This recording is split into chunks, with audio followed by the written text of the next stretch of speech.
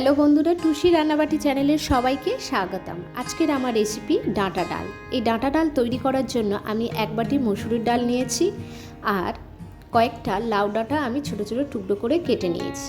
এখানে একটা কড়াইয়ে ওই মসুরির ডালগুলো আমি দিয়ে দিলাম আর এক বাটি জল দিয়ে ডালটা সিদ্ধ হওয়ার জন্য ঢাকনা দিয়ে কিছু সময়ের জন্য রেখে দিলাম। ডালটা আমার প্রায় সিদ্ধ হয়ে গেছে। আমি এই ডালটা একটা পাত্রে তুলে নেব। ওই কড়াইয়ে কিছুটা সর্ষের তেল আমি দিয়ে দিলাম। তেলটা একটু গরম হয়ে গেলে 1 টেবিল চামচ 5 ফোড়ন দিয়ে দিলাম। একটা শুকনো লঙ্কা কেটে আমি দিয়ে দিলাম। 2টো তেজপাতা দিয়ে দিলাম আর কেটে রাখা লাউ ডাঁটাগুলো দিয়ে দিলাম। এই ডাঁটাগুলো একটু নাড়াচাড়া করে নেব। এখানে কয়েকটা কাঁচা লঙ্কা আমি দিয়ে দিলাম। 1 টেবিল চামচ জিরে বাটা দিয়ে দিলাম।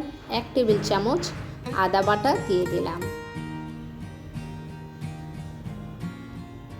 এখানে 1 টেবিল চামচ লবণ, 1 টেবিল চামচ হলুদের গুঁড়ো দিয়ে ডাঁটাগুলো একটু কষে নেব। এবার সিদ্ধ করে রাখা ডালটা আমি দিয়ে দিলাম।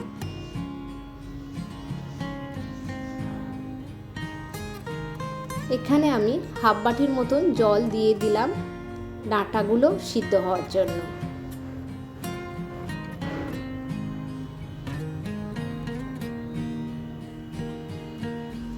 এখানে 1 টেবিল চামচ আমি ভাজা মশলা দিয়ে দিলাম, 1 টেবিল চামচ রাঁধুনি দিয়ে দিলাম, দিয়ে ঢাকনা দিয়ে কিছু সময়ের জন্য রেখে দিলাম।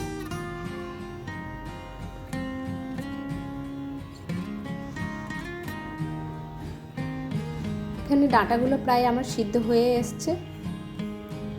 আরও কিছু সময়ের জন্য আমি ঢেকে রাখলাম।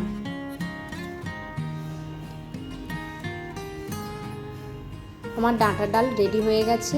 আমি এটা একটা পাত্রে ঢেলে নেব। ভিডিওটা ভালো লাগলে একটা লাইক এবং সাবস্ক্রাইব করে দেবেন।